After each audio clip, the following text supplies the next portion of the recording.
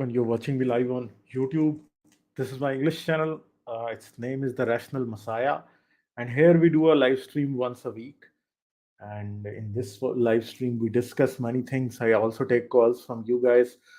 So today we are going to review my debate with Nadir Ahmed on modern day debates. That was on the topic of is Quran scientific? And that debate was where I tried to prove that Quran is not a book of science, rather it's a book that incorporates lots of elements from uh, extremely ancient mythologies into it.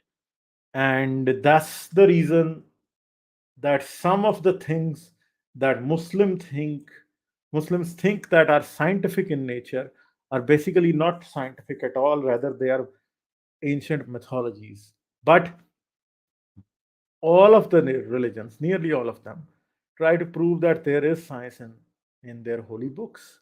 So, religious people from Islam, from Hinduism, Christians, all of them try to prove this that their books are scientific. And the reason is because science is such a phenomenon and it has changed so many things during the past century that it has changed everything. The technology that we see around us today, the cures for different diseases, the vaccines, uh, the, the the many unheard of discoveries that we are doing. We are looking at stars right now through James Webb Space Telescope. Through Hubble, even we've even seen evidence for Big Bang. So science is something that is basically more powerful than magic, actually.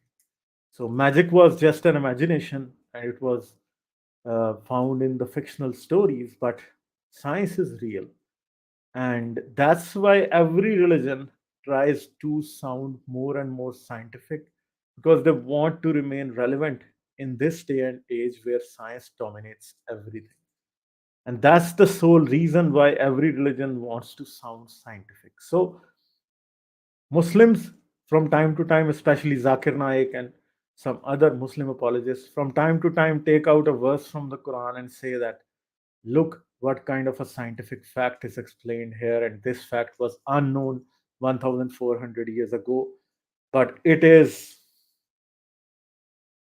was mentioned in the Quran. People at that time did not know, but now we have discovered this. So sometimes Muslims think that what science is discovering now is explained in the Quran, was explained in the Quran by Allah 1400 years ago. And that's just a plain old lie. There's nothing true about this thing. And that's their belief. So having science in Quran is also a belief. It's not a fact. So this is what I tried to prove in my debate with Nadir Ahmed, and I was pretty successful in that. And hopefully, we are going to have other debates as well. I would like you to tell me that if you would be able to hear the sound when I play the video or not, because yesterday even we were having this problem. So just write in the private chat.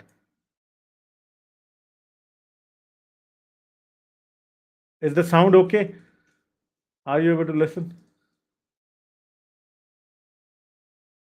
Okay. No, so the sound doesn't come across. Let's try to play it from with a different app, maybe. Then we will have.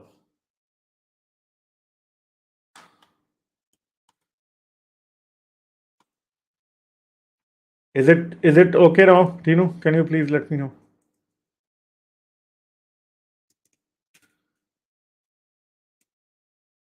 No audio. Okay, what's the problem here? Because if I upload it here, then it doesn't play well. Even yesterday we were having this problem. So why the hell is it not playing it?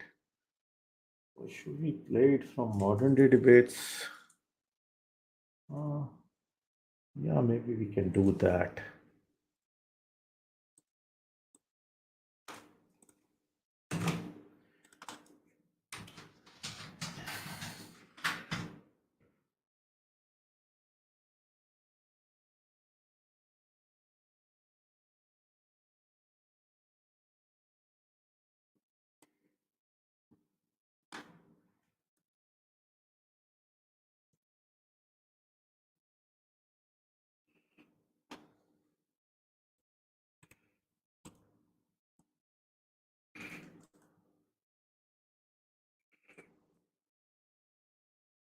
So is it okay now, Tino? Just tell me now. Dialogue and then 35 minutes of Q&A. And leading us off tonight will be Ghalib. So, Ghalib, Yes, now it's okay.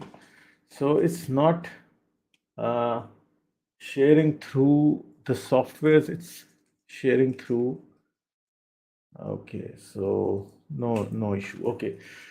So yeah, we are going to start from here. Basically, I am going to just cruise through what I presented, and I would try to explain the motive, what was behind what I asked question, because Quran is into 2 billion. So basically, what is a scientific fact? Scientific fact is something that has been confirmed again and again by observation, and and any scientific hypothesis or any scientific claim is basically testable and falsifiable. If someone makes a claim and that claim is not testable, that cannot be tested through some experiment, because when science predicts something, then there are scientists who basically design experiments and observationals to verify that claim. So this is what science basically does. So this is known as testability. So when someone makes a claim and they think that that thing is true and they want to confirm it as true or false through science, so it has to be tested through an experiment or an observation. And if you don't get any confirmation from observation and experiment, then you think whatever claim has been made was made, it is basically a false claim. So falsifiability is basically you can make some claims which would never be falsifiable. Like someone can say, okay, at the edge of the beyond the edge of the observable universe, there is a planet which has 3 trillion people living on it. So this is a claim that we would never be able to falsify, and it is untestable because we would never be able to look beyond the edge of the observable universe. So that's why it it is an unfalsifiable claim, and it has no value in the domain of science. So then I made one thing very clear, that Quranic statements conform to the ancient mythologies, because these are basically ancient mythologies. These are not uh, related to modern science in any way. So that is what my claim was, and that is what I proved in this debate, that many claims that were coming from the Quran were basically come from ancient mythologies. Like this one claim where Quran says that did not the unbelievers see that the heavens and earth were joined together and we tore them apart. So this claim is basically some Muslims today relate this to the Big Bang theory, and they say, okay, everything was together and then it was separated. So they relate it to the Big Bang theory. But the problem is when Quran talks about splitting of heaven and earth, so that's basically a very ancient theme that is prevalent from the time of the Mesopotamians, who wrote it in one of their tablets, which mentions the Song of Ho, and in that they praise their gods for splitting the heavens and earth from one another. So a lie. So then I talked about uh, that iron as a And we metal of heaven. certainly sent our message. Iron is a metal of heaven because the ancient Egyptians believed that the heavens were made of iron. So when pieces of meteorites fell down from the heaven, they said that these are the pieces of sky. And Quran also talks about pieces of sky falling down on people. So this is also an ancient theme. But more important is what reply does Nadir give us. So, during a debate, there is not enough time to address everything properly. So, we are going to address a few of his claims here, and then we are going to go And forward. that message has now fragmented. There you go. All you have to do, Ghalib, is just pick up the Quran and read the explanation inside Surah Nahl, verse number 36. It says over here, and certainly we sent to every nation on earth a messenger. So that messenger came with a message, and that message has now fragmented into the different writings of people. Okay, so So this is a huge claim that Quran makes, not Quran makes, but the Hadith and other Islamic texts make, that prophets were sent to every part of the world. But that's only a claim, because we don't have any kind of evidence for that. And this is what I exactly asked Nadir to do, that to show us evidence that prophets were sent in America or prophets were sent in China, because we don't have, or Australia, we do not have any kind of evidence that there were other prophets who proclaimed the name of Allah in other parts of the world. There was no prophet among the Aboriginal Australians or the Native Americans, or the Japanese or the Chinese, because all of these prophets were basically part of, or they lived in Israel or the Middle East, and the only prophet that lived in Arabia ever was Prophet Muhammad. And there were some others who the followers of Muhammad killed, but none outside that. Yeah. If you see his ancient writings, those books. And then Nadir claimed that whatever you showed about the Egyptians and the Mesopotamians, it it might have been the word of God at one point, but it was corrupted. But this is a very huge claim, and I'll use Hitchens' language that says what can be emphasized without evidence can be rejected without evidence. Because what Nadir is doing here is they don't give us any kind of evidence, and we never found any kind of evidence that there were other prophets outside Israel and the Middle East. It is incomplete, which Ghalib mentioned. So again, showing a similarities between the two books really proves nothing. Okay, because the Quran. Basically, we don't show similarities, we show evidence of plagiarism. So whatever I was showing is not similarities, it was basically evidence of plagiarism. And the same allegations, or the same line of reasoning is used when we talk about plagiarism in the Bible, because Bible also plagiarized from ancient mythologies, and we talk about that as well. So Quran is no exception. If Bible is accused of being the content of the Bible is accused of being plagiarized from earlier sources, then it's true for Quran as well. Quran has already explained itself on your YouTube. On your YouTube thing, just to get my references, because I'm going to go through this very quickly here. I'm quoting from Heart Math. Okay, it says over here, the heart brain neural circulatory enables it to independently of a cranial brain to learn, remember, make decisions, and even feel sense. Did you see that? This is what science. So basically, the argument that I made against the Quran was that Quran says that you should use your hearts to reason. So when we talk about belief and reason and analytical ability, or to inquire the cosmos, no one is using their hearts to do that. Because when you inquire something, when you ponder upon something, it is the gray matter and the neurons in your brain that work to make you reason. The heart has nothing to do with that. So uh, here Nadir was basically comparing apples to oranges, because the argument that I made, or the criticism that I did, is totally unrelated to the answer that Nadir gave here. And we are also going to discuss the scientific validity of the paper that he said, because this heartmath.org, this website, mentions a paper as its source. And that paper I discussed yesterday in the Urdu stream. I'm going to discuss it again in the English stream as well today. And I'm going to explain to you guys that how this is a fallacy. This has nothing to do with the truth. Science, the latest discoveries in science. Let us go to this article. This was in the HuffPost. It says, what really is fascinating is that the heart contains a little brain of its own. Yes, the human heart, in addition to the other functions, actually possesses a brain.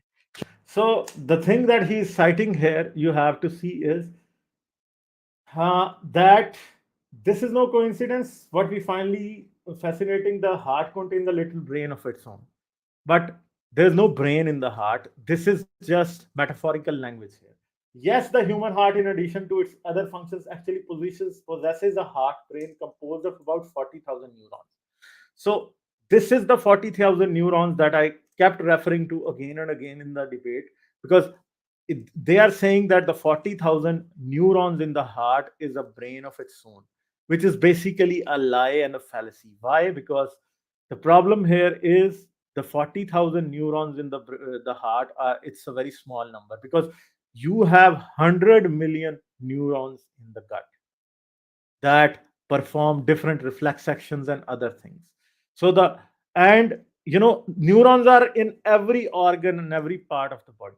The reflex action that you have, when you basically, how does the reflex action work? So let's say there is a fire and you put your hand in it, or there's electric current that you touch a wire, a naked wire you touch, and you get electrocuted at first, at once. So when you withdraw your hand from immediate danger, that is basically, the signal is not sent from your heart. It's basically the neurons in the body and the different organs that react to it. So as soon as the body sees that, that's why it's involuntary. It's very difficult to control this involuntary reflex for people. And some people, even when you are they are at a doctor's and the doctor is about to poke them with the syringe, so their reflex action starts to work there, because it's the action in the body, not in the brain, that is controlling it. And some people are unable to override that with their brains at times. So that's why it's difficult for people to, they fear the syringes very needles very much. That's the reason. So if you say that heart has a brain of its own, then the gut has, you know 100 million neurons, and even the penis has 4,000 neurons. So we can even say that people think from their penises. And it's true for many people, that people say jokingly that this guy is thinking with his penis, and the penis also has 4,000 neurons. But it does not mean that the penis or the gut or the heart thinks in any way. They do not. They do not. It's just a total lie. So yeah. Here. Reference, they have discovered personality and reality changes, and it goes on. And this is the paper that is public med NCBI, and this paper we are going to discuss this later on. And Nadir's claim was that after a heart transplant, people undergo some personality changes. But there are people living in the world today who do not have hearts. There is a woman roaming around in Pakistan. There's a woman. BBC Urdu did a small documentary on her, that she has no heart. Her heart was removed and she's living on an artificial heart. So what kind of, this means that, her heart brain is gone, but she's still alive. And what kind of personality changes she should be going through. And secondly, the paper that he's referring to, basically this same paper says that basically when people go through these kinds of changes, it is not because they have gone through a heart transplant. It is basically because people have gone through a life changing event. And life changing, a heart attack is also a life changing event. And you can search the internet and you would be able to see that when a person goes through a heart attack, or even a loss of a loved one, they do go through some personality changes. And when a person goes through a heart transplant, they definitely do go through some personality changes.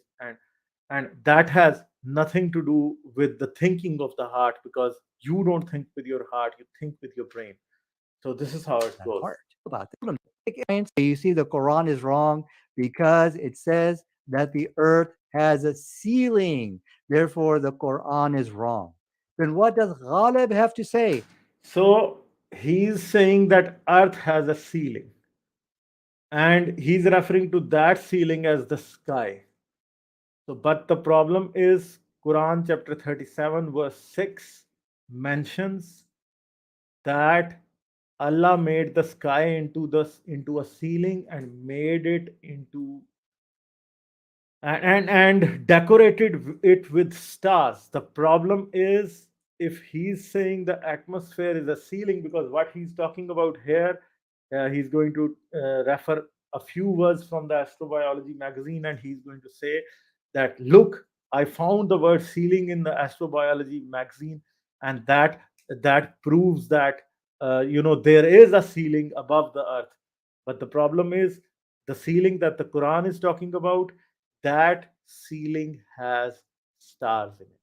So this vague word, this metaphorical use of the word ceiling to explain the top of the atmosphere, is not the same as the Quran is explaining the ceiling in which the stars have been put, or the ceiling which has been decorated with the stars. Because these two ceilings, the word that is used in astrobiology magazine is basically metaphorical, and they're using it for the top of the atmosphere, and that does not mean the same, and it even contradicts with what Nadir is trying to explain here. About scientists telling us that the Earth has a ceiling. As we see from the following article, Astrobiology magazine, life on Earth, what? Ceiling. Okay, so let's just do a quick Google search to find out more about why we say that the Earth, why the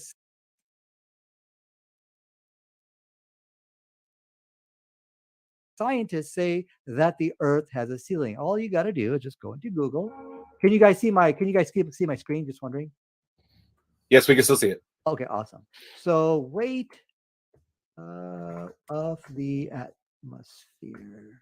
There we go. About 5.5 quadrillion tons. I think that's a pretty big ceiling. So once again, we see Ghalib, and it's not just Ghalib, but all of these atheist people who try to criticize the Quran. They printed many articles. The Quran is contradicting science. But what we are seeing here is that the Quran is in word for word agreement with modern science. So as we can see, there is no contradiction over there.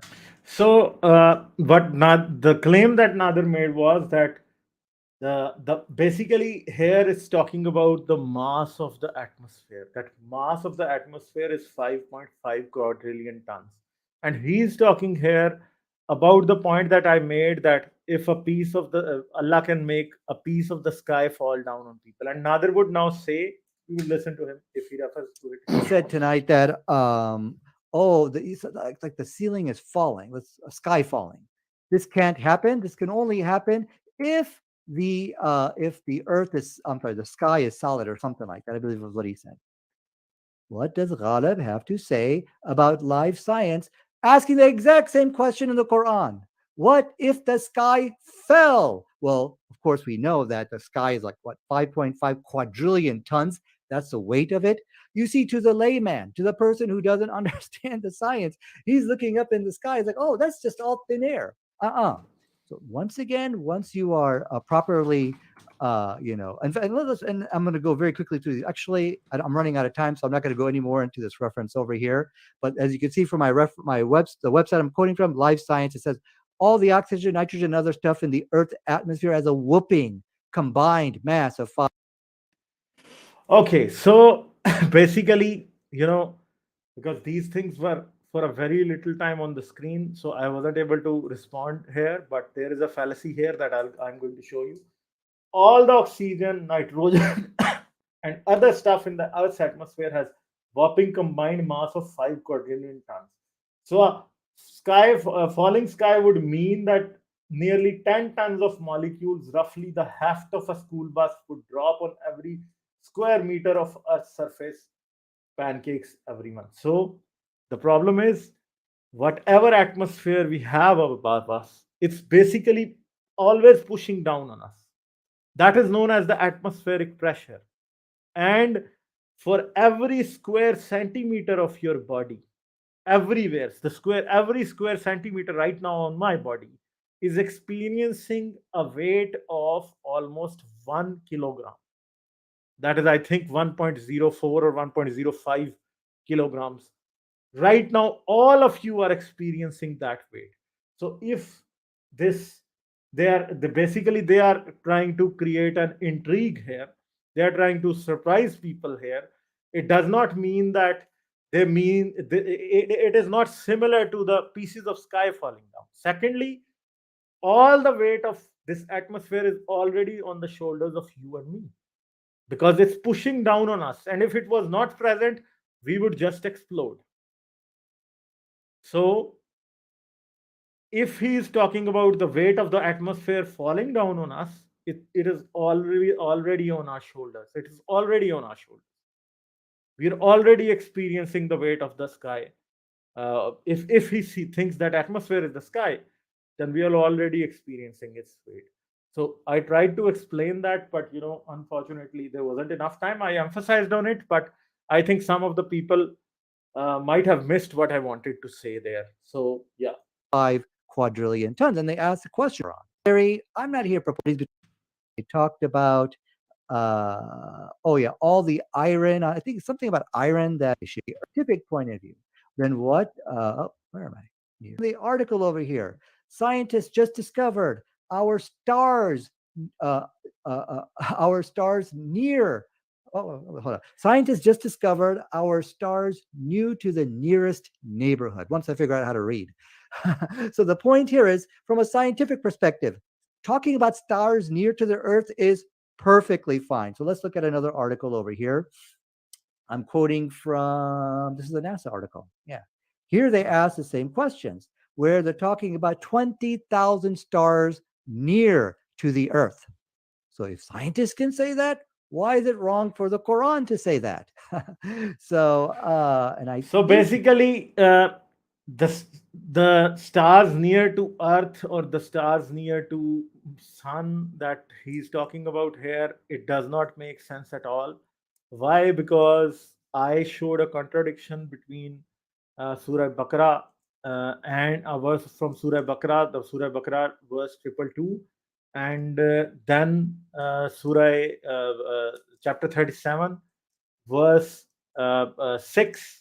I showed it in my presentation. I told him that if one of them mentions the sky as the place where the clouds are, from where the rain comes down, and the clouds are as low as 2-3 kilometers in the sky, in the atmosphere. So, and the stars, the closest star to our sun or our solar system is the Proxima Centauri, and it is almost 4 light years from us.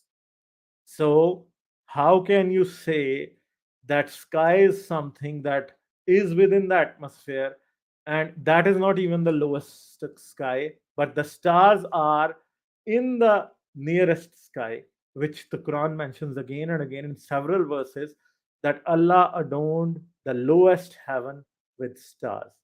And that heaven is basically, that heaven would be lower than the heaven from where the rain comes down. So there is a contradiction in the Quran, and I explained it very properly. The problem is that when a person contradicts themselves, it does not prove either of their statements.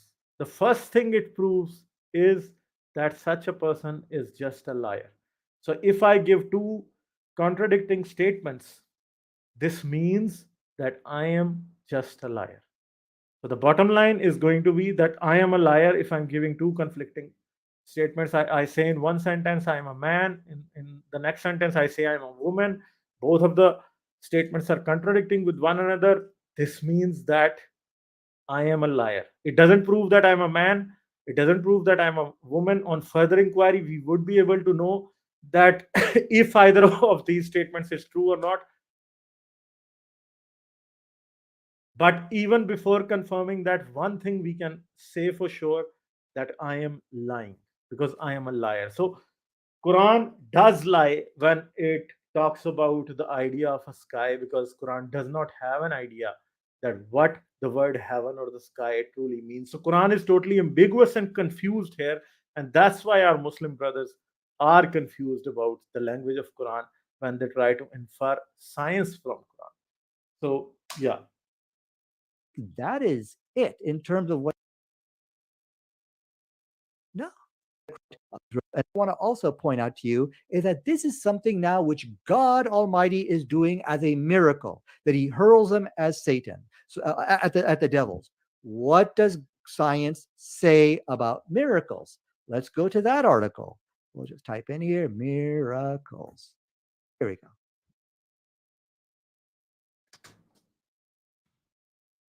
Each or refute the existence of God or any kind of supernatural entity. So when you say a God is hurling something at a devil from a scientific point of view, they're saying, look, we don't deal with these things because you're talking about gods, goddesses. No, that we are. This is where science is limited. Let's read another article. So basically, he says that science says nothing about the supernatural. Yes, science says nothing about the supernatural or the miracles because the burden of the proof is on anyone who makes the claim. So theists make the claim about existence of a god or a supernatural entity, so they would have to provide the claim. And science would not believe in any supernatural entity till the point when the theists provide us with evidence for that supernatural entity. And same is the case with miracles. Science is never going to believe in moon split till the people who claim that the moon split happened provide us with evidence for the occurrence of the moon split.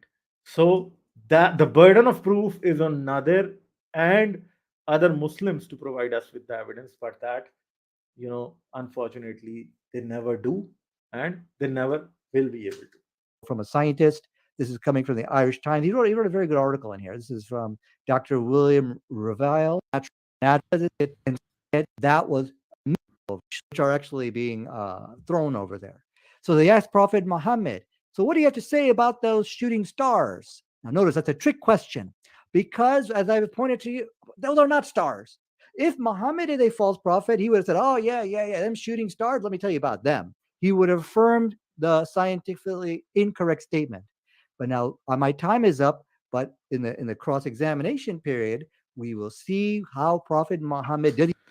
So the problem is Quran does not know the difference between a star and a meteorite or a planet.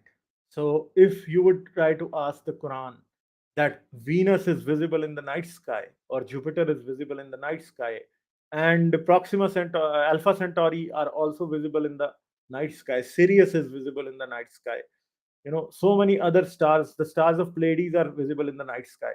So can you tell us that what is the difference between Jupiter and those stars? Quran would never be able to tell you. Quran wouldn't be able to tell you that if the star, if a shooting star is a star or not. Similar like Bible. The Bible says that when Jesus was born, there was a shooting star that gave the location of the where Jesus was born to the three wise men, and they talk that the star went there and it stopped on the top of that place. So Bible is also talking about this shooting star thing in a very foolish way, and Quran does the same. So Bible also, the New Testament, does not know the difference between a shooting star and a star, and the New Testament even doesn't know that if a shooting star can stop on top of a manger or a stable, that also is the problem there. So here we have deconstructed all of Did he that. fall into the So trap? let's move into the question. Could you please keep it civil and that but So, okay, I got to attack the argument. So, Ghalib, you said that, I wanted to correct you on your misunderstanding of science. The Quran talked about people thinking with their hearts. I have shown you from modern science, I've presented many articles on that we have recently discovered that the heart does contain neurons.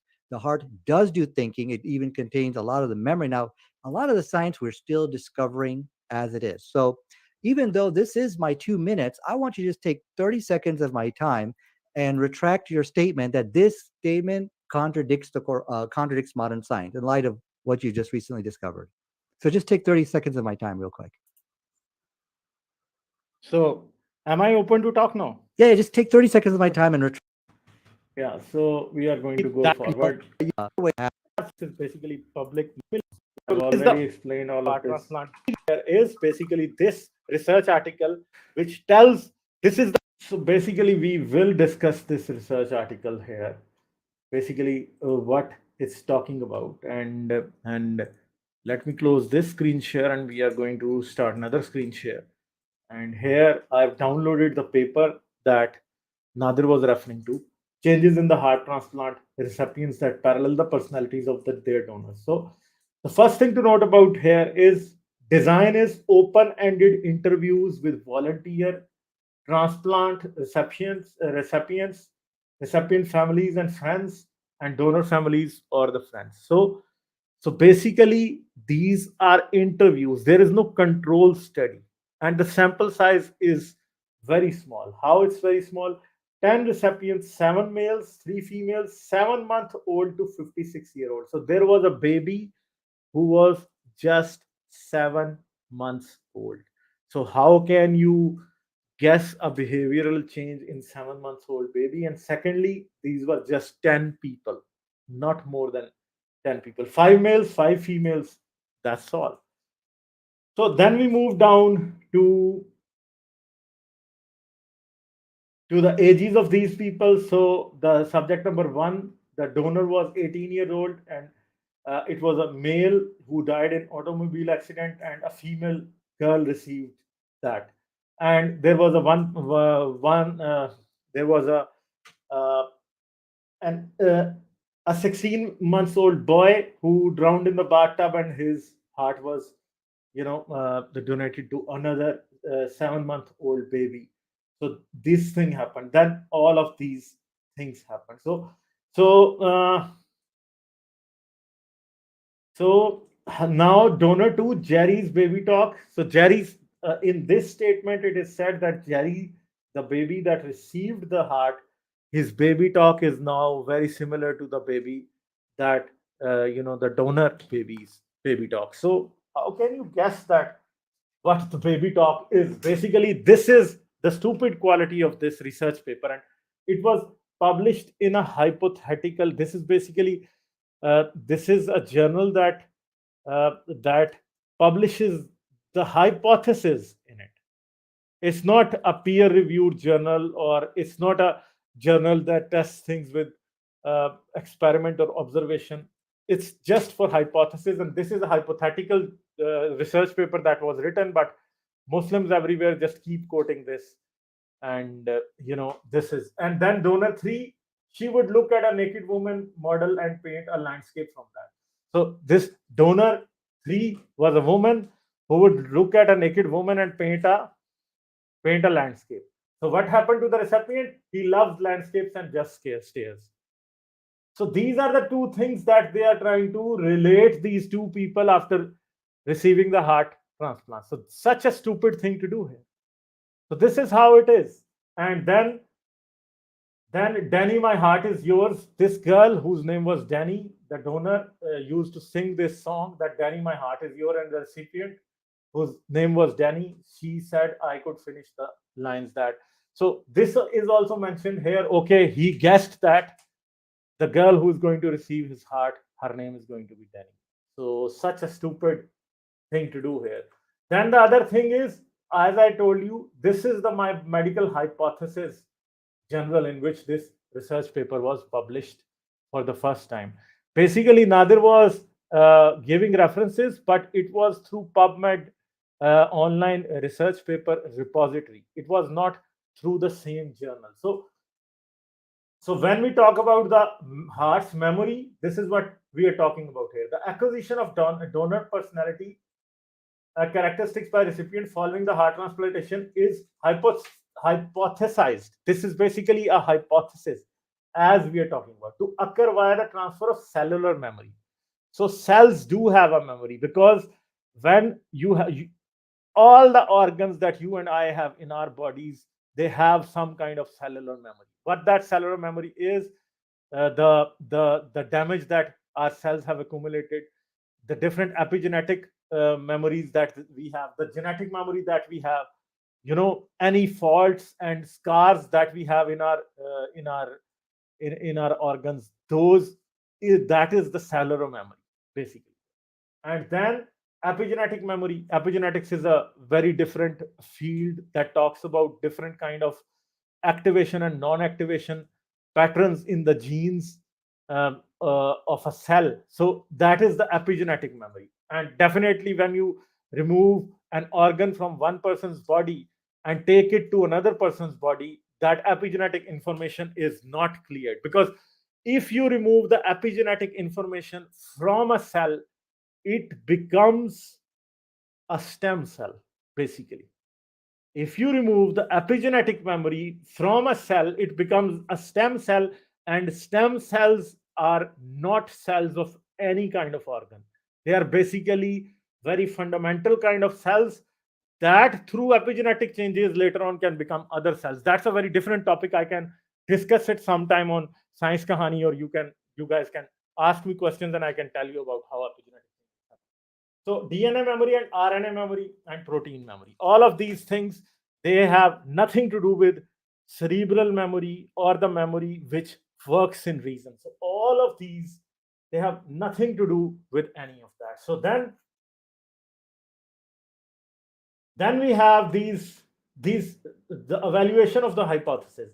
So what kind of changes happen? So food preference changed, then sexual preference change in a few people, musical preference change, and there are a few references that we can see here. Reference number 24 here. I'll just zoom in a little bit more. Okay.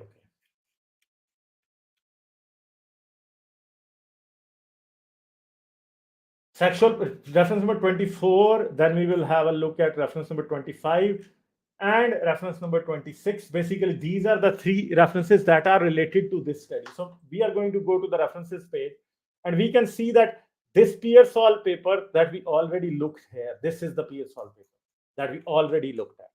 So, and this is also a hypothetical paper that is given. Secondly, the other two things are basically, the first one is Sylvia C. Novak's book, A Change of Heart. This is a woman who received a donor heart, and she wrote a memoir which was published as a book back in 1977. So this is not a peer-reviewed paper, not even a paper. And secondly, Pearsall's book, The Heart's Code, which is quoted by a lot of people online who try to defend the Bible or the Quran on the matter of thought in the heart. And this is also not a book. And a lot of things that this book mentions as evidence, like in the paper, is basically all anecdotal, and it's based on feelings and based on interviews of people. So this is not accurate science that we can quote like that. So it's all just kind of borderline nonsense that Nadir, gave us as science. So that's the problem here. So then we are going to move on. The only research, Yeah, no the problem. ceiling of the earth that you mentioned. Okay, so what is been confirmed here tonight? Does the heart think? Yes, it does. Does the heart have neurons? I mean, I've already presented. Yeah, it does not think. The neurons that it has are not involved in thinking. There are many kind of functions of neurons. Some neurons are just for reaction, and thinking and reaction are two different things. So basically, the neurons that the heart has are just for reaction. To you, many references showing that yes, we can think with our heart, and so there's no contradiction over there. But when you presented your initial presentation, you said, "Oh no, the heart cannot think." You said, "Oh, this is we use our brains." From a scientific point of view, that's not true. Now, the next thing, they ask the same question: what if the sky fell on the earth? Yeah, that Now, I've already explained to you guys. Let's go and see where Nadir is talking.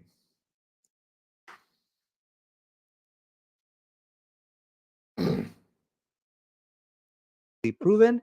I think I've presented a lot of articles on that, and I'm actually just reading one right over here. Cardiac consciousness: can we really think with our heart? Whether neurons exist in other parts of the body is irrelevant. The question is, can people think with their heart? Can it store memory? Can it do the things which I've quoted for you? Yes, it can. Now, you said that. And memory and analytical ability, thought, are two extremely different things. Thinking or reasoning is not similar to memory, because that's an entirely different kind of operation. Basically, in thinking, a lot of neural networks in the brain are working, but memory is not like that. Memory, DNA itself is memory, and DNA is all over the body. In every cell, we have DNA.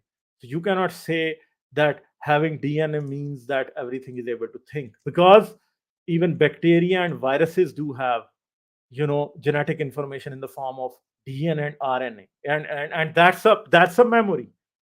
And if you think on having memory means thinking, that means, it's extremely wrong. It doesn't add up. The Quran is talking about a solid. Oh, can you guys see my screen, by the way? Yeah. Uh, Quran does talk about a solid sky when it says that we can drop a piece of sky on you, and Allah threatens the Makkans or the kuffar that we would drop a piece of the sky on you. So only a solid piece of a, s- you know a solid thing can shatter into pieces, not a liquid, not a gas. Atmosphere is a gas that cannot break into pieces, and water, being a liquid, cannot break into pieces. Only ice, as being solid, can break into pieces. Rocks, as being solid, can break into pieces. Wood, as being solid, can break into pieces. So this is what Nadir is not able to understand here. I'm sorry to say, I don't think so that Nadir, our brother, has a very, he doesn't have basic understanding of When a science. person is doing mathematics, you can put them under an MRI machine and you would see that there is a neurological activity that is happening there. When they are thinking, when they think about things, there's neurological activity that is happening there. When you speak, there are speech centers. make claims. Okay, they make supernatural claims. From a scientific point of view, you don't have to demand it. Prove me this, prove me that, prove me that. No, look, the Quran is making a claim. You can accept it or reject it. But from a scientific perspective, if the Quran said that it has sent messengers to every nation of people, then from a scientific point of view, this is perfectly acceptable. No, not from a scientific point of view. It's not acceptable because it's just a claim. Science only accepts things when you give proof for them. The proof could be either, it could be proven either through experiment or through observation. So they would have to give us some archaeological evidence for prophets all over the world. We don't have that. So it's a non-scientific and unfalsifiable and untestable claim that, it's not anything. I mentioned, no.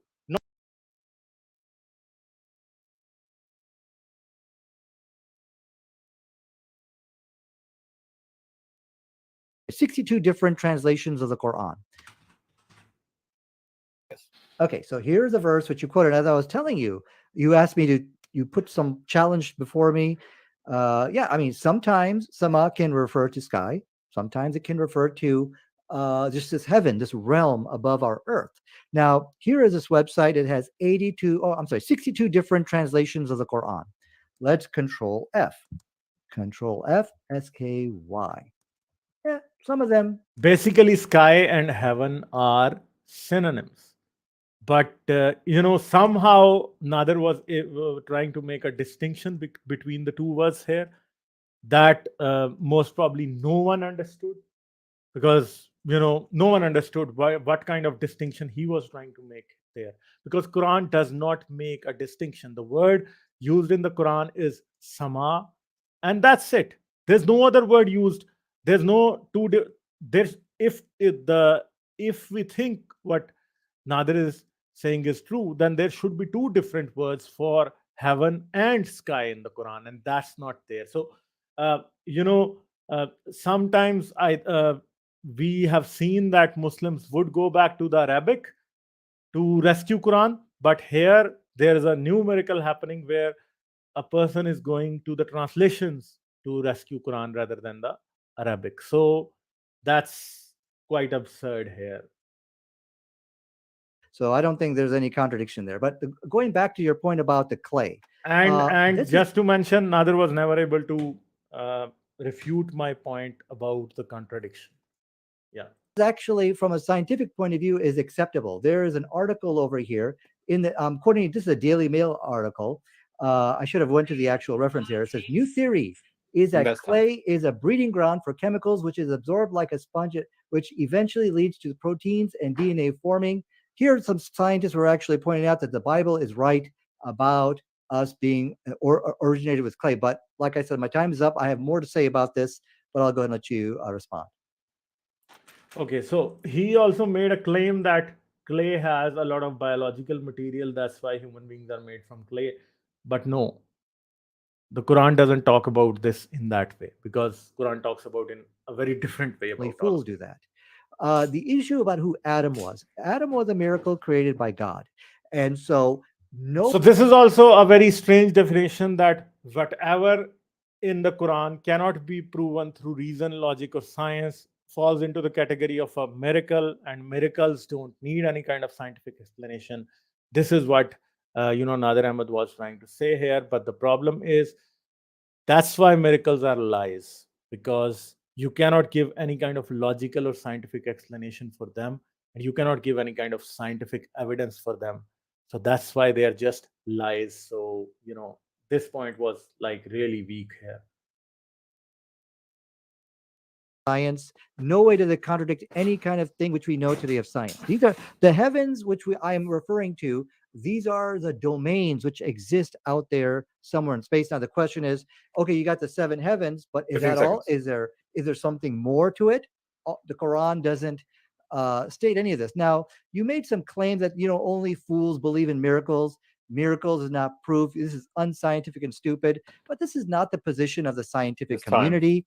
This is atheist pseudoscientific quackology. There's a difference. So one of the favorite words of Nader is atheist pseudoscientific quackology. But the problem is, scientists don't accept miracles as facts. That's why they don't believe in miracles. And that's why the textbooks of science or the research papers do not mention any kind of miracles in them.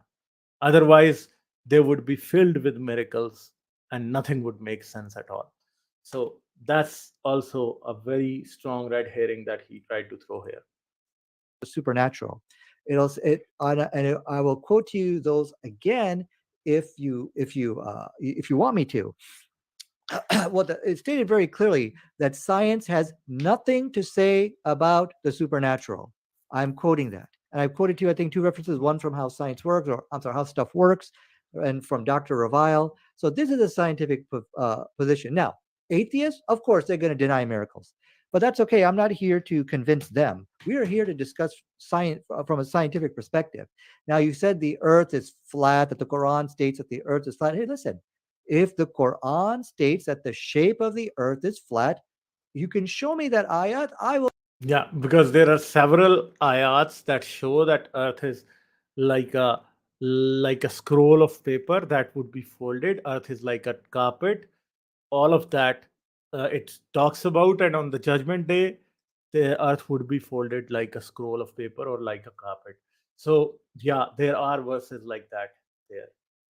So yeah, let's move on. Where he's talking. That this can only refer to no, that the burden of proof is on you to make the to show this. But this really isn't a science referring, talking when you're trying to point to a contradiction of the Quran. Okay, and then we can have that discussion. I don't mind, but I feel that's a little bit off topic from the issue about science, about a. Yeah, but actually, I did not take this thing properly. Maybe I was focused on something else at that time, some other question that he had. So basically, he's saying that the topic of the discussion was not the contradiction in Quran. It was if Quran contradicts with science or not. So does it mean that it's okay for Quran to have internal contradictions? So maybe this was what Nadir was trying to say here, that it is okay if Quran has internal contradictions. It's okay. It doesn't matter. So basically, I think it is his faith that makes him say so, because otherwise, if a person would have contradictions with his own word, Nadir wouldn't be so forgiving to that person. Or in a court of law, Nadir, if he was a lawyer, he wouldn't, or a judge, he wouldn't be that forgiving to contradictions in statements. Yeah, that's it. When we're trying to have a scientific discussion. Now he tried to point out the verse that do not the unbelievers see, and he says, "What unbelievers? What do they see?" So what he's doing, he's trying to say this doesn't make sense to me. Okay, that's fine. The verse doesn't make sense to you, but this is not the topic for tonight's debate. Does this trying to convince and handhold Ghalib through all these issues and say, "Look, this is what it really."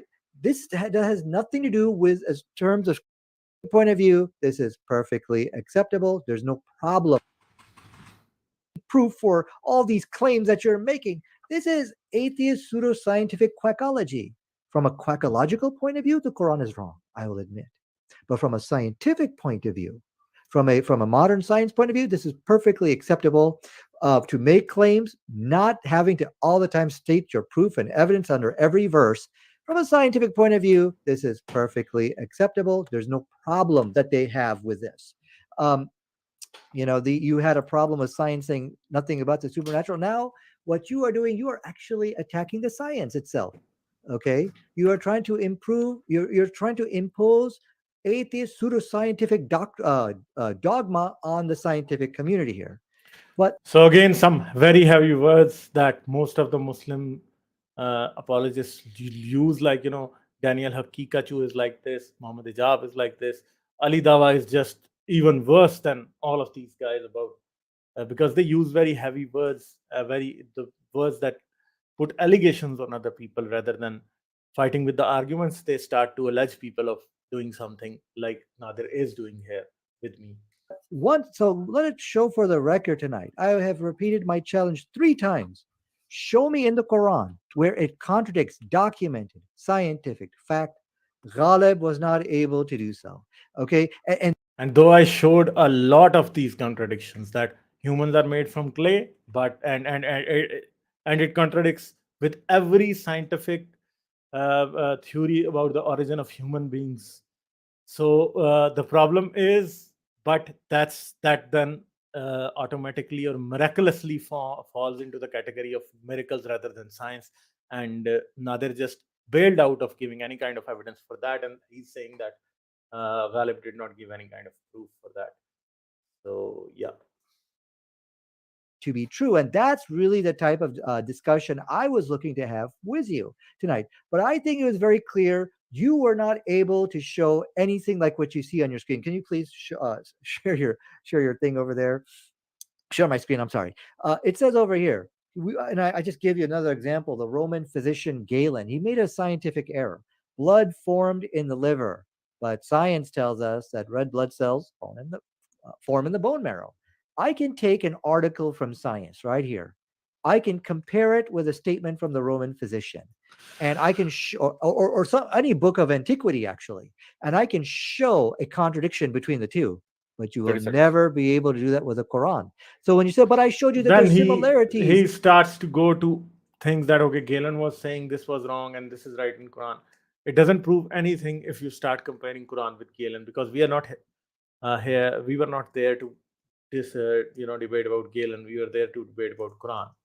There are a lot of huge faults. Talking about the patient's feelings and mental health after a heart transplant, not heart having its own feelings. This is what I've been telling him. So this is the place where I even showed to him that this is a acquisition of donor Nadir did not even know that what I was talking about, because Nadir did not know that a journal of medical hypothesis does not carry the same weight as a journal which mentions observations and experiments. So and he did not. I think he might have never read through this research paper as well, because if he would have known that what this research paper was saying. Yeah. Heart transfer. 99. They say, did the 6 lover split the moon in 2 and how? Yeah. So I'm not going to read it anymore. Bitter truth. They say for $5, human made blood clot in 3 verses. Explain this, Nadir. And Ghalib, please compare with medical science. So this is for both of you. Sure. So what I can assure you is Ghalib will never be Nadir started rambling here about other things rather than answering the question. able to bring up anything from medical science. Rather, he will give his own personal insight. So basically, there is a verse in the Quran which talks about alaqa. Now, from a scientific point of view, this has amazed the scientific world. Okay, let me present to you references showing the scientists who have actually talked about this. When the Quran compared the embryo to a word. The word alaka has three meanings. It means leech-like. It means a leech, something which is leech-like. It could be clot and something which clings. What astonished the scientists, in fact, let me go ahead and give you the name of those scientists, like Professor Keith Moore. Professor Keith Moore, TVN Prasad, E. Marshall. These are all scientists who have actually spoke on this verse. But not only that, but this article actually, you can the whole issue about the word clot has made its way inside the National Institute of Health. Yeah. This is one of So Marshall John Secretary. He was So basically, Keith Moore wrote a book named, the Science and the Bible and the Quran, in which he bashed the Bible and praised the Quran, and he mentioned a few things about science in Quran. But Keith Moore never converted to Islam. He died a Christian, and even at a later point in his life, when people asked him about the book, he refused to interview about the book, and he was the personal physician of basically. The Shah of the king of Saudi Arabia at that time, and he was very close to the royal family. And even he was pushed into one of the people who analyzed the mummy of Ramses the Great, and he was the first one to identify the mummy Ramses the Great as the pharaoh of the Quran and the Bible, and which is quite stupid as well. So Keith Moore, whatever he wrote in the book was extremely shady, and no one in the serious scientific circles takes him seriously at all. Yeah. From a scientific point of view. So, and as I was pointing out to you from a scientific perspective, that they have pointed out that they're completely comfortable with the concept of miracles, but there's no way science is you not can comfortable really with the concept of miracles at all. Science is not comfortable with the concept of miracles at all. this person who asked. Yeah. We came here to talk about science, but that has already been refuted, I think. And he's been, and what was the real, I think, blow to his whole argument is, if you copy from these ancient sources, then you will copy the scientific errors into the text, like as I've shown from Galen, where he talked about the blood is made in the liver. You're going to make mistakes like that if you copy from those other books. But we don't find that in the Quran. And that is Quran one made of the those mistakes. miracles of the Quran. And Quran made those mistakes. we've asked him to show those scientific errors, and he was not able to do so. In fact, he failed. In fact, the exact examples he was trying to give us scientific errors about the sky having a ceiling, about the sky falling, about I forget what the other one. They all actually agree with science. The scientists are actually saying the exact same things. We discussed all of that earlier, but Nadir just keeps repeating himself again and again. Naturally works. I think Ghalib beyond ran this away from all those point, he did not say anything of value, but we would go through it again. Statements about how the world naturally works. For example, the Quran makes 4 statements about the natural science of the bees. 3 statements. Yeah, that is also not related to anything here. Let's see where he's talking again. Yeah. Very clear. This is happening supernaturally, just like how Moses. So now again the water, supernatural thing. Miracles are supernatural, and science does not deny miracles. Science does not approve of miracles. For $5, they say Kashmir earthquake, mosque collapse, and poor people. Yeah, that was also something that.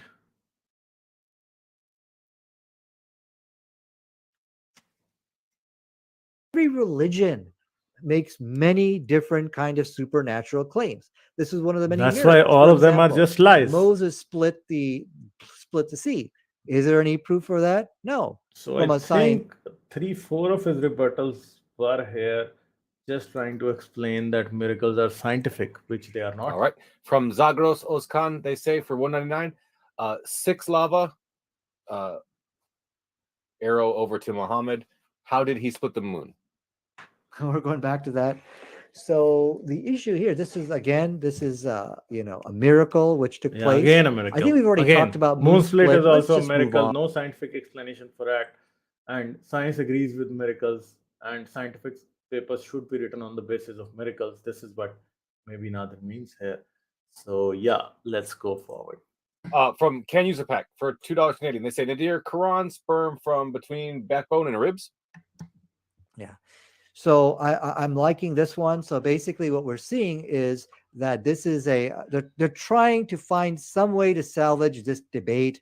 I like these type of desperate the attempts. debate is lost, you know? Nadir. Debate is lost. You don't need to explain it. But anyways, It's so- already lost. Yeah. You know, it's already lost. So let me you know. go ahead and Don't go there. Okay.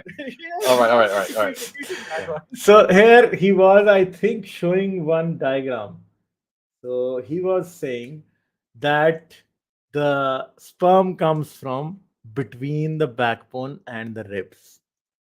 So this thing, I wasn't able to say this thing, but you know, if you castrate a man, why does he have no sperm anymore? Because when you castrate a man, there are many people in the world who are castrated, and there are people who don't have testicles, and they have no sperm. So the sperm definitely comes from the testicles. If you castrate a man, you know, the sperm just go to heaven. They never come back. You know, the sperm are just gone.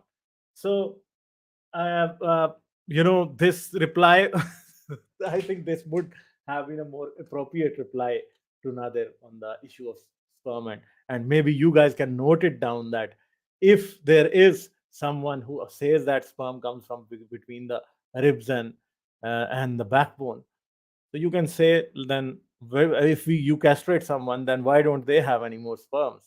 Because if they're coming from the rib and the all the backbone. way to the tailbone.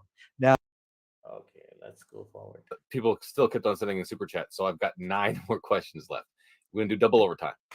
Okay. It's okay with me. Nadir. let's do one more question. I get going. It's like 10:30 over here. Okay. One more 10:19. question. Yeah. All right, I'm gonna do the question that people that was the most expensive one. Pineapple platypotamus. They sent a $20 super chat. $20.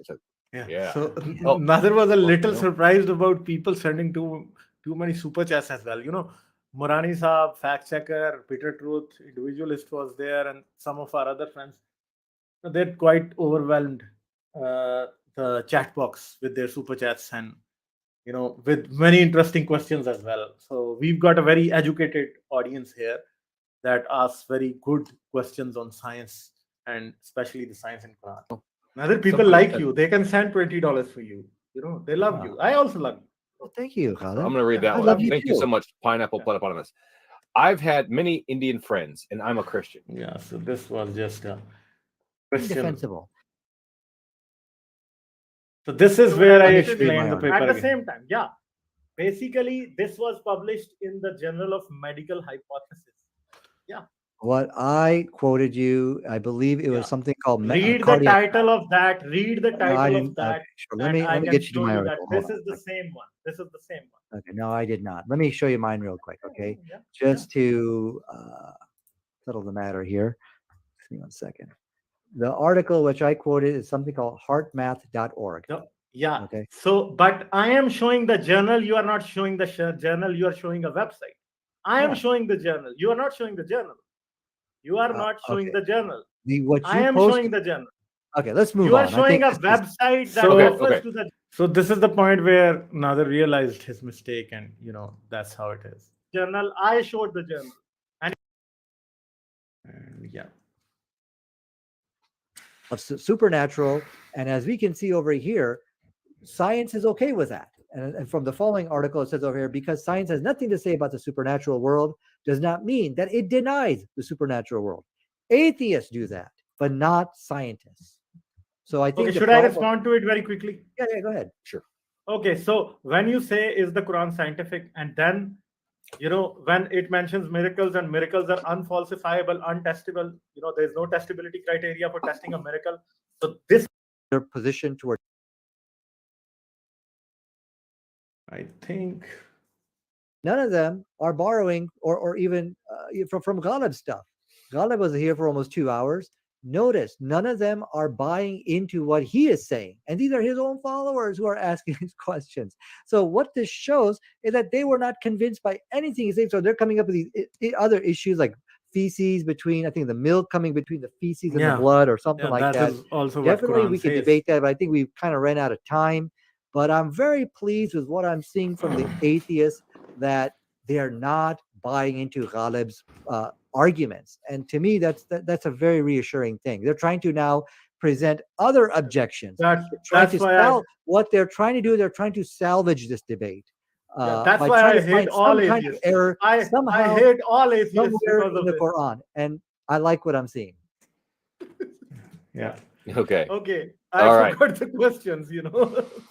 So All the right, milk that's comes. fine. So yeah, this is it. I think going beyond this point is no use at all. So individualist is there. Hi, individualist. How are you? How are you? And guys, I'm good. congratulations all our Indian fans for the match you guys won today. Virat Kohli was phenomenal, and it was a very well deserved victory today. And happy Diwali to all the guys who are celebrating Diwali. Yeah, yeah, individualist. How are you? And guys, Hi, I'm good, you are Ghalib. really, I've seen there's only 30 likes so far and no super chats at all. Nothing at all. I don't know where the people are. Okay. So yeah, individualist. Welcome. How are you? Congratulations on the debate yesterday. I'm good. Thank you. Thank you. Thanks a lot. Yeah. So, sorry I couldn't come to your channel yesterday. I was looking at the article and I did miss some part of the debate. And Mhm. you guys were doing a very good analysis of that article of heart transplantation. And it just kind of blew me away as to how uh, stupid that article is, when it comes to scientific claims. And Yeah. It's really stupid. how you say, yeah, so Mhm. how one says that, I have a change of heart. That's a saying that people say when they are leaning towards a different side of emotions. And if you see this article, it's like it's happening literally as well as figuratively, like a change of heart with a change of heart. So a new heart is just going to make you into a new person. Now, I had a few observations. What about psychopaths and people who suffer from, you know, um, or even sociopaths, people who have other people who have narcissistic disorder? So, what they if they Uh-huh. get a heart transplant, would they be different people? Would it solve their problem? If they're talking about the whole personality No, changing, not at all. then they Not at should all. exactly. And how stupid it is when they think that a person requiring a heart transplant going through surgery, because obviously that's the means of that person to survive and have a second chance to life, and someone is harvesting their organs and donating, they have to find something about God in this equation too. Uh-huh. It is unbelievable that it's already a miracle that you are dissecting a human being, disconnecting the heart, all those valves and vessels, and putting it into another person and then bringing them to life again. Because when a heart operation they're doing it, they connect your blood supply to an artificial machine that is pumping the blood, and a person, although isn't technically dead, but I think that's a miracle. You need to see or appreciate the marvel of science and of our doctors, of our scientists who have come up with this process. So if, I wish people could just see or give more credit to human beings, to the human mind, than to something that Yeah. just is not visible. Yeah, as our some of our cricket players were giving more credit to Allah before, maybe last week or week Really? before, a video came out in which Rizwan said that Allah is the real thing, cricket is just temporary and all of that. So today Allah basically lost, and today maybe Kali Mata Yeah. or someone else won, and Allah is totally utterly They defeated. took over Allah. Yeah, they took over Allah. So it was a very nail-biting match, extremely enjoyable. I didn't see it, but And I saw the score. yeah, I was just seeing the score because I don't know. I get depressed looking at matches. I want to just know the score, and mostly towards the end of how it ends. But I heard it was quite a nail biting. Yeah, it was experience that quite people nail were biting. watching. And actually, how I watch matches is basically I don't care who wins or who loses. If Pakistan wins, it's okay. If someone else wins, that's also okay. Yeah, So I but always the watch issue is like when this. they I make enjoy it the an cricket. issue of Yeah, Hindus versus Muslims, or it's not India and Pakistan. It's basically yeah, Islam versus Hinduism. That's what they make out of it. yeah. And And I Virat think that Kohli was like he was yes, so heard I phenomenal heard that. today. Yeah, It was an extremely high pressure game, and this is where he showed yeah. his class. They That's were why we say losing. that I he's the heard they best were in the world. losing Yeah. it, but he pulled the score. They were four down at I think 40 or 30. I don't remember at what score they were four down. But Hardik Pandya Yeah, and Kohli, they played so exceptional. That was like yeah. brilliant. But Pakistan That's why they say also showed some positive points that even if the top order fails, the middle order and the even the tail has a lot of potential. If let's say hmm, the two openers would have played 5 or 6 overs and then the middle order would have come, it would have been. And if Pakistan would have put 10 or 15 more runs on the board, there was no chance for India. it will So happen. I think And Pakistan did play like Pakistani this team. as well last time. Pa- Remember that Pathan boy who was the last player standing, and he yeah, defeated. yeah. I think that match was with I think India, if I'm not wrong. And the Pakistani team in the old days, they used to like just lose hope very soon. But this team Hmm. played till the last ball. Till the last ball they were playing. They never considered okay, we are out of the game. So the Indian team too, but they also, and I think Pakistan and India are going to face one another again in this tournament once again. Yeah, So yeah. It's let's going to be see, good for the man. people. And if that happens, that's going to be in the semifinals. Uh, Melbourne was thronging with all these Indians and Yeah, Pakistanis at the stadium. I was 90,000 people were there. yeah. 90,000 people. A lot of people I knew were watching the match Yeah, live there. So yeah, okay, so Ghalib, coming back to the article, I had a few things, more holes mm. in that article. You know how Yeah, long ago people thought that the emotions of a person arose in the heart because before science, because when a yeah, person felt tense or afraid, the heart started palpitating, and stress or feelings of anxiousness would send certain sensations in the heart, or when you felt love, your heart felt that warmth. So that is where this whole thing comes, that your emotions rise in the heart, but when actually it's in the brain. Every yeah, every hormone that your brain produces has a certain effect on your body. It makes you feel certain way. And if you know how that guy even in the debate was saying that there's a mini brain or there's another brain inside your heart, and it feels, and it is, I don't know whether he used the word conscious, but if there is a second brain in the body, science is saying it's the human gut. But again, they don't say it literally, they say it figuratively. They say because of the trillions of bacteria that are living inside your gut, they have an influence over your mood. They're in constant communication with your brain. They What you eat, what you feed them, makes you feel in a certain way. So good foods will make you feel better. Certain hormones are going to be released in your brain. And again, if the bad bacteria rises in population, for example, if you're having a lot of antibiotics, your gut flora becomes very disturbed, and yeah, that again controls your behavior and influences it. So if they're talking about a second brain, then again figuratively we can say safely that it's the gut microbiome. It is not, it is nowhere else. It's not your organ, any other organ of your body that has uh, an ability to influence your behavior. So because again the microbiome are bacteria that are alive and in constant communication with your brain. Would you like to add something on that? yeah. Because dinosaurs used to had a second brain that was at the bottom of their spine. It was a Like an proper actual brain. brain? Yeah, Oh, it was not a proper brain, but there were a lot of neurons there. Some of the bigger dinosaurs used to have that. So we don't have hmm. anything like that in our heart. So you cannot say that we think with the brain, heart. We don't think with the heart. So yeah, should we take callers? Yeah, sure. There's Kausar Rizavi is there. I hope. Yeah. Hi. Hi, Ghalib Saab. Hi. How are you? I am audible. Yeah, you are audible. You are audible. Okay, Yes. thanks. What I Okay. have, Just to interrupt you, just for 1 second here, guys. I've given you the link. If anyone wants to come and talk to us, you can right now. We are live for 1 more hour, I think, and you can come and you can join us. You can ask questions. You can debate, or you can give your input about this debate that we had, or you can ask any question that you want. So that's it.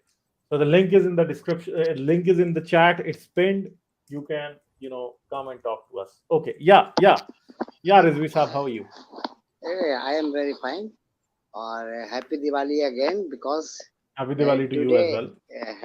today we have celebrated in our mohalla, which I have given a glimpse last night to you. Yeah. Yeah, I saw Yes, that. so we Uh-huh. are here in a very comfortable position now. I have gone through the whole debate, and I think that if Mhm. what I have already Mhm. told you last night, that if a person is a believer and with a confirmed faith and committed, so you cannot give him any reason, and he couldn't be changeable. Or what the reason is, because he had already. You have got. Have you? I think that you have also know to him, Czechoslovakian Nobel laureate Milan Kundera. I've heard his name, but I don't remember him. Oh, he was a great philosopher. But Uh-huh. he very first he put this theory that if you are under the you are under the a dictator, so Mhm. you can think that till the end of his life you would be under the you under the slavery of his orders. But if you are going to commit with any philosophy, then you would be the lifelong slavery established upon your whole personality. So it's the persons who some of them uh, have a commitment. So the uh, um, commitment free thinking is the only the way when the reasoning starts. I think so. Yeah, definitely. Because the bias is one thing that basically undermines your rationality and the ability to think in a truly we rational way. no, Melan Quantas and wrote this, that if you are committed, you couldn't be rational at any time. So I think Ghalib Saab, you are wasting your time to debate like these people. First of all, you will have to your moderator or any the person who is the middleman. You ask him that if he could be able to judge and finally give his last word and verdict, that what the reality. So but when you have already accepted it that I have lost, then what a question rests here. Yeah, that's And like that. Yeah. but then one of the very my question was, I was in conversation with Yaqeen Banda and my another brother with, he was very rational. I asked him what this I think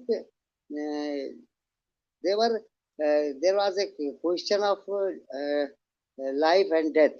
So what I asked him that a person is in coma and a person is brain dead. What is the Mhm. difference? Uh, then we can. तो क्या लगा brain dead means physically died, physically died person. No, Then brain एक dead bar means that there is no activity in the brain. Even the lowest brain waves cannot be seen. That नहीं means नहीं brain if dead. Brain dead is हाँ basically yes kind of yes dead because a person who is brain dead is basically living on the by the support of some machines that are pumping oxygen to his, and he's basically on Ventilator. ventilator. Yeah. Yeah. So So the no brain is this is dead, but how the he's body is doing. alive.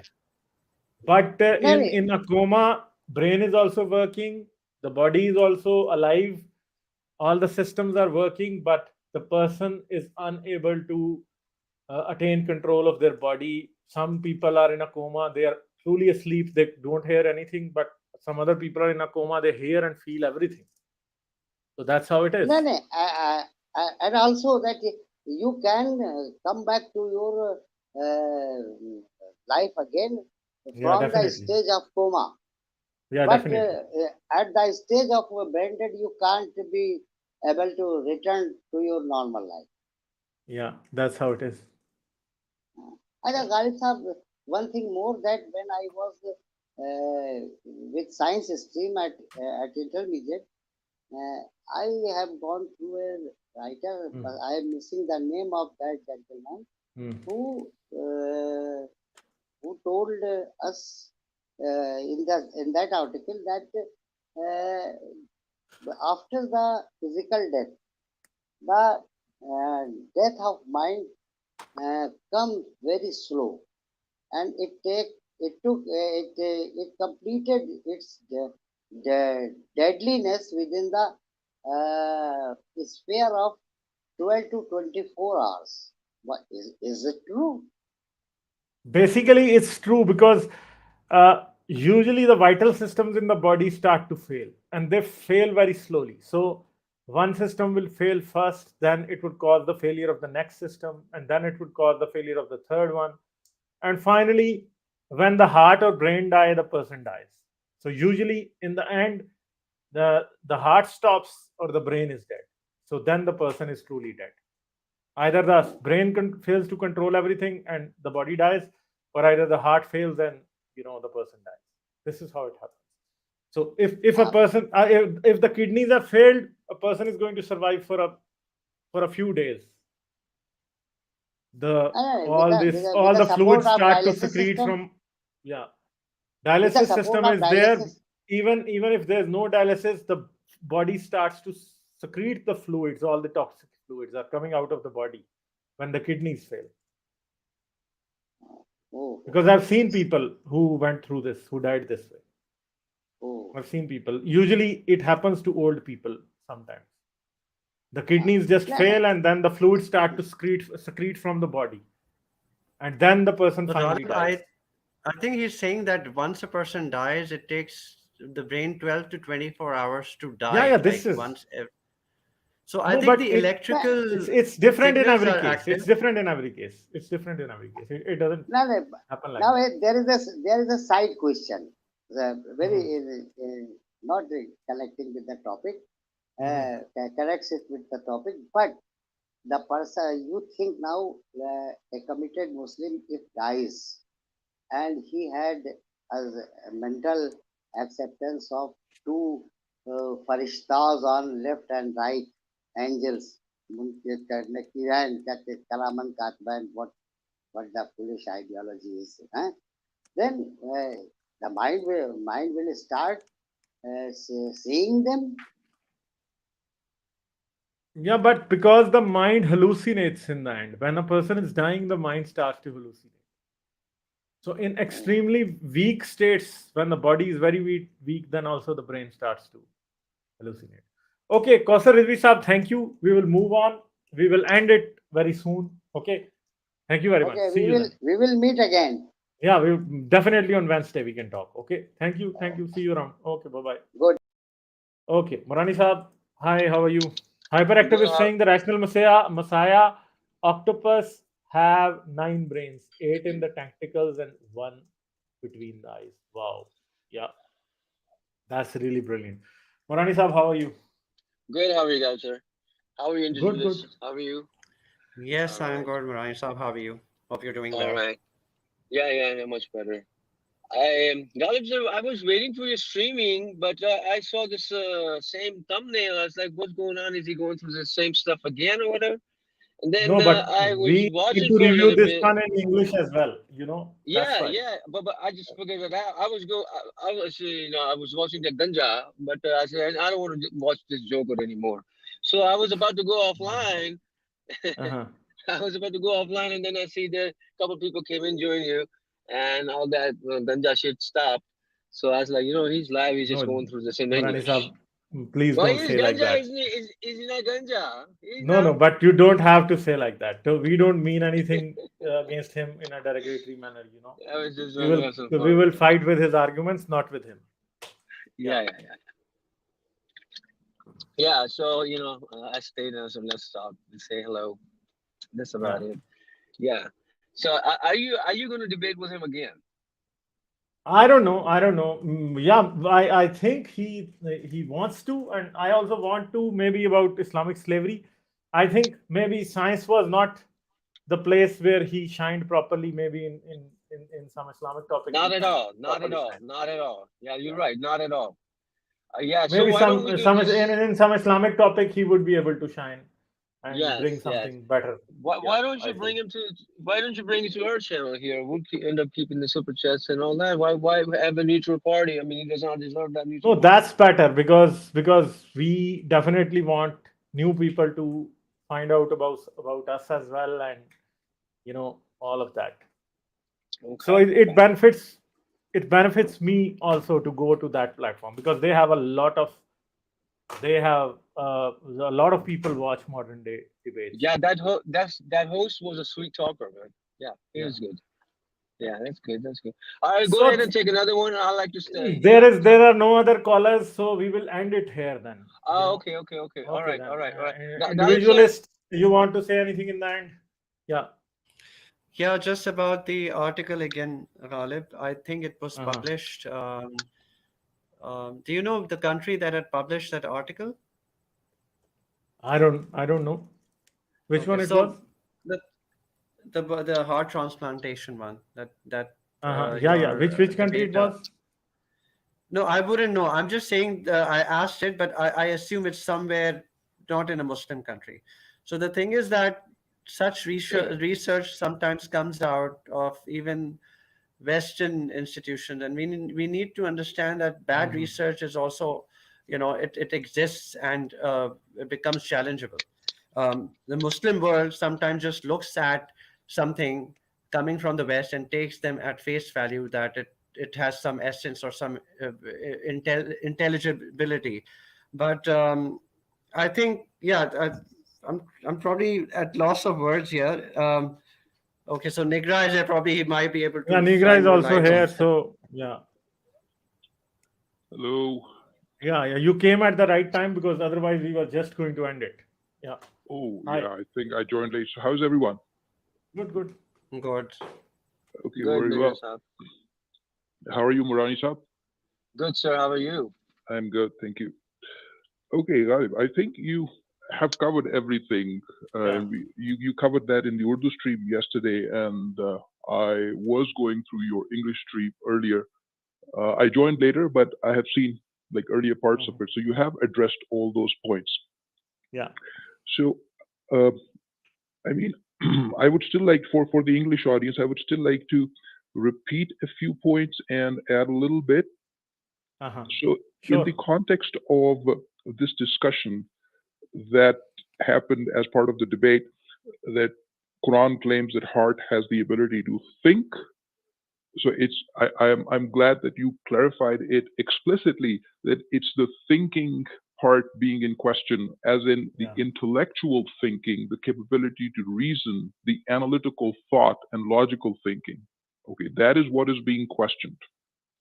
Okay, now uh, first a general understanding, and then we can definitely talk about those papers again a little bit. So as far as this capability goes, I think it is several independent lines of investigations have repeatedly like and explicitly like made it clear. And I don't know why we need to have this discussion in this day and age. That there are two kinds of basic studies, Ghalib, as you mentioned as part of the debate, and I've watched that part of the debate again. When you mentioned that when somebody is engaging in intellectual thought or analytical reasoning, the parts of the brain that light up in the fMRI, which is a measure of the functional activity of the brain, that is very clear what parts of the brain light up. It's the prefrontal cortex that is involved. Uh-huh. So these are technically correlational studies that, okay, whenever you think, then this thing happens. The actual causation, there's one line of like confirmatory evidence that, okay, this part is involved in the thinking process. The actual causative link, which is coming through a parallel line of investigation, that comes through what is usually referred to as the lesion studies, where you actually impair or damage a particular part of the brain and that function is lost. Okay. And from those studies as well, it is very clear that you tinker with different parts of the brain with certain impairments, function is lost. So, which means the cognitive function, the ability to reason and cognitively analyze things. So that function is lost. So everyone can go and look up for themselves. Don't take this word on any authority. And at the same point in time, you mentioned that example of people specifically on wait lists for receiving a heart transplant, living absolutely without a heart, living on like a mechanical heart on a backpack. And I think the longest period somebody has been on the wait list waiting for his heart transplant, I think the longest documented time is actually 555 days, which is definitely a little shy of like 2 years. Or like maybe 1.5 years, like so 555 days. And during that period of time, that person and most of those people who are on wait lists, their cognitive ability, their ability to reason, their ability to analyze things, that remains more or less the same. So we see that when part of the brain is damaged, that function is lost. When heart is totally removed, that function remains pretty much the same. What else do you need as part of this like independent, incontrovertible evidence that is the part which is responsible? And for the thinking part, and Quran's claim is absolutely fundamentally at odds and in contradiction with this incontrovertible multiple lines of investigation. So that was what your point was, and that stands still. And none of the responses that came from the other party, from the debater, very respectable, Mr. Nadir Ahmed, as a person, but none of the responses actually came even closer to address that. So this is very clear. So this is something that I wanted to add. Other than that, what else? The paper that he brought up, which you have already covered, was a paper from that journal Medical Hypothesis again. And I went back to that part of the debate where he initially introduced that paper. And at that point, Ghalib, if you remember, he mentioned, oh, here is a study from a prestigious journal. Yeah. That's how he introduced that paper. Towards the end of the debate, when confronted that, okay, this is actually from a journal entitled Medical Hypotheses, and you mentioned this, you tried to represent it as established and confirmed science coming from a prestigious journal. This is what you did, and then he denied flat out. But I think he realized. Yeah, he realized. I think he realized at that point. He realized because he fell a little back. Yes, yeah, at that point. and I also felt bad for him because like publicly getting, I think so. All the more reason. Like next time, do more homework and know your. I think maybe next time he and I, if he wants to debate, we are thinking of debating about an Islamic topic like slavery or something like that. I think it would be more appropriate to discuss such things with, Nadir, and maybe he might be able to shine there. No. I mean, this is Yeah. for Yeah. other potential debaters who might want to debate with you.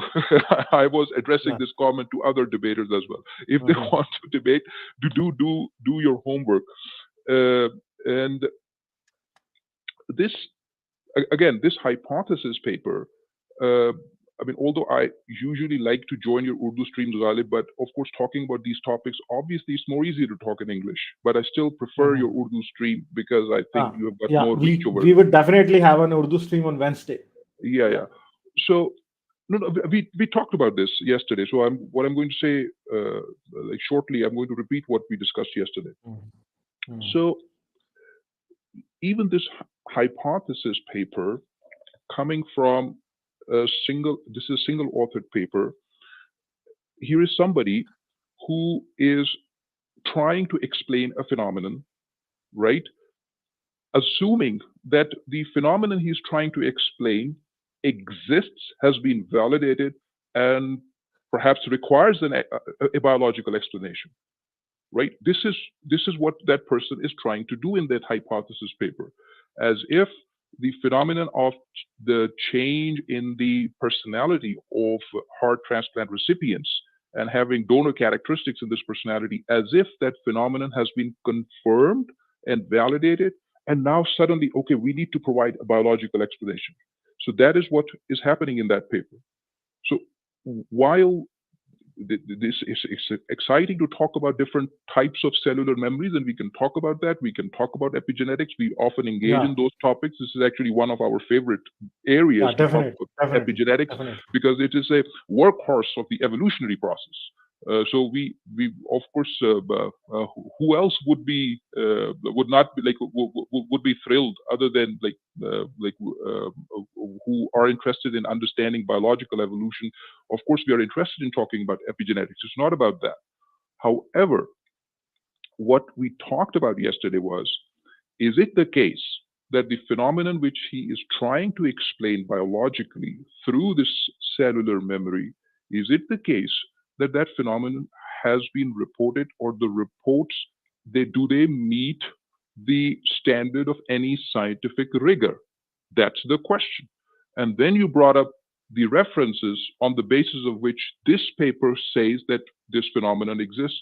And I think you saw that it was only 10 recipients, and even for each of those variables of personality changes, like changes in food preferences, sexual behavior changes, or any other changes, this is like a single representative example.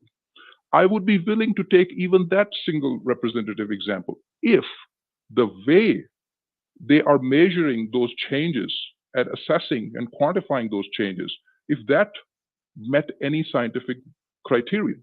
As you mentioned, they are trying to match. But unfortunately, that the I think the methodology is even very poor, and the sample size is small. But if the methodology would have been better and sample size would have been small, maybe we would give some kind of credence to this. Yeah. Actually, there is no methodology. Actually, it's just interviews, after the effect interviews, and bringing the donor and recipient families together. Nowhere do they mention at what time the recipient was informed and revealed that who the donor was at the time of transplant. Of course, I think I would assume that anonymity would be respected, and other than some of the characteristics of the donor, like what age, gender, not the identity won't be revealed, but of course the general health condition of the donor, those things are revealed because they're part of the selection process, but the identity is not revealed. So, but just think about it. They were actually trying to cash in on the emotional experiences of the bereaved party, because you see that there is this antagonistic kind of a situation over here. The recipient party would be over the moon because their family member has been saved, but the donor party is kind of in an emotional state, you see, because they want to find the piece, any piece of their loved one. Yes, so they are trying to cash in on the emotional aspect of it, and I actually felt bad about that. Reading those studies, that though those parents who had lost that little kid, like who were drowned in a bathtub at such a young age, they are trying to look for remnants of their child in the recipient, and they're trying to correlate. Okay, I hear the same like baby talk. I mean, I respect that expression from the perspective of this coming from the bereaved family, but does it count as a scientific report or not? That's my with all due respect, Mr. Nigra, please can I say something because I have to go? Sure, please, Yeah, sure. please. Okay. Yes, very, very well said, Mr. Negro. Very well said. I mean, it was very lovely hearing you, but I must go. So I will leave now. And Mr. Ghalib, I have voiced to you. Please follow up with your voice. You know what I'm saying? Yeah, I will call you. I'll call you. Okay. Individualist, I'll thank call you, you. sir. Nice talking to you. No We shall see you worries. next time. Same here. Okay, thank you. Take care, Morani. Bye-bye. Morani Bye, sir. guys. Okay, thank you. Bye. Thank you. Okay, sir, please continue. I had almost concluded. So I think that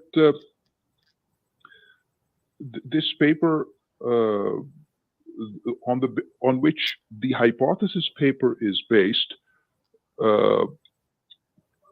I think we talked about this. Okay, now I remember. Actually, I lost my train of thought. So now I remember. So of course, the objection that we discussed yesterday was there was ample opportunity for other research groups and the same research group to expand that study to a much larger scale, especially when yesterday you showed on the screen some of the statistics that the number of heart transplants that are done in the US, where this research group comes from, they are significant. And when this study was reported initially, that was in the year 2000, I mentioned yesterday in the Urdu stream that 5 years preceding 2000, there were at least 10,000 heart transplants in the US. So why is it the case that they never tried to expand their study to a larger cohort? Why is it the case that 22 years have passed, but none of the other research groups in other universities in the US have not jumped up and have tried to like replicate or like reproduce these kinds of findings? Yeah, sir. This is the heart transplant data, and this data shows us that on average every year there are at least 3,500 heart transplants going on for the last 5 years, and before that, this paper was I think 1999. So in 2000 even, and in 1995, it was 2,365 heart transplants. So there were plenty of cases available if it would have been a properly planned and conducted study. They would have gotten more data and they would have come to a proper conclusion. Like Ghalib, it would have rather than ended up debunking the hypothesis as well. Like if the Definitely, sample size had gone up, definitely. then anecdotal evidences would have been sidelined. More people would have said Mhm. they don't really feel any difference in their personality. Now, when Substantia was just speaking, I looked it up, the journal, medical hypotheses. Substantia, that's the name, right, of the journal?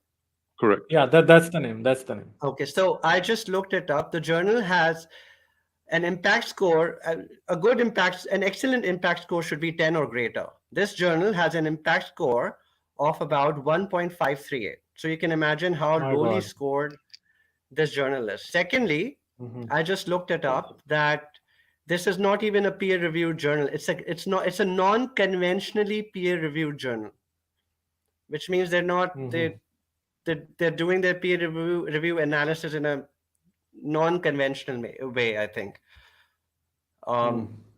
Yeah, so the journal is by which means that there Elsevier. is so what that would mean, like non-conventional, would that you do not need to present a study, you do not need to present a study design, you do not necessarily mean to mention, okay, these are the variables that we observed during a particular period of time. This is what we conclude. This is a hypothesis thing. This is a way of trying to explain something which has already been reported elsewhere.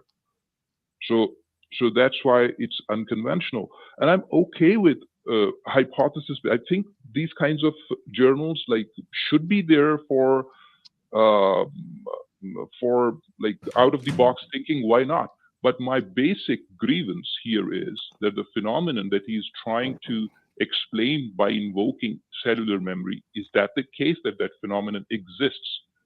Has it been thoroughly investigated? The mere existence or the incidence of that phenomenon, has that been validated?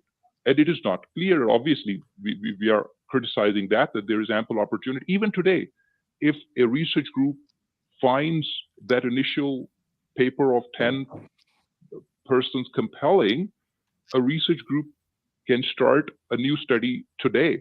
And ideally, it shouldn't be like that. If you think about it from the perspective of study design, that, okay, you ask for heart transplant patients who have received the heart transplants, and then you sample them. Ideally, you should start following up the potential recipients while they are in the waiting list. Follow up, assess their, don't rely on interviews and personal reports. Follow up their personality traits and characteristics for, let's say, 2-3 years. Like if somebody is on the wait list for a year or like 6 months, start observing them. Then keep observing them after the heart transplantations. The donors usually are also registered. They're the donor registry. Of course, the availability of donor is kind of a random, because you don't know how and when somebody, potential donor, is going to die. But there is a donor registry. Like if I am registered as an organ donor while being alive, you can actually study me, okay, or maybe capture characteristics. So that is how a proper study would be designed. And yesterday, when we were going through that story, Ghalib, where what the 18-year-old girl was the recipient of the heart, and she was shown the photograph of her donor, and immediately she said that, okay, when I saw that photo, I immediately recognized he was inside me, and so on and so forth. That's also a very emotional moment. So I mentioned that investigator James Randi, I think people are aware of James Randi, that if he had been alive, he could have potentially given a more compelling study design, or whether the person who is the recipient of the heart can visually identify the donor. So you show 1,000 pictures and one of them is only the donor, then see whether the person is capable of identifying or recognizing, or even make it even more random, show them 1,000 pictures, none of them is the donor, and the person says, okay, all of these 1,000 pictures, none of them belongs to my donor. So that would be a crisp test that you can recognize your donor. Unfortunately, that's not the case. So yeah, I think we have spent enough time analyzing. I think we will end here now. Yeah. So yeah, thank you, Substantia Nigra, and thank you, Individualist, both of you. So let's end this one here. Yeah, and let's get going with this next week. So thank you, both of you. Tino is saying it will be remembered for centuries that you did not send a single super chat on the night of Diwali. So no super chats today. Thank you guys though, but do like the video before you go, and hopefully we are going to talk again soon on this channel. So good night to all of you, and a very happy Diwali to you as well, and congratulations to India for winning a nail-biting match. It was really brilliant how Virat Kohli played, and he was the difference maker between the two teams, I would say. So good night, and we will see you again soon. Bye bye. Okay, good night.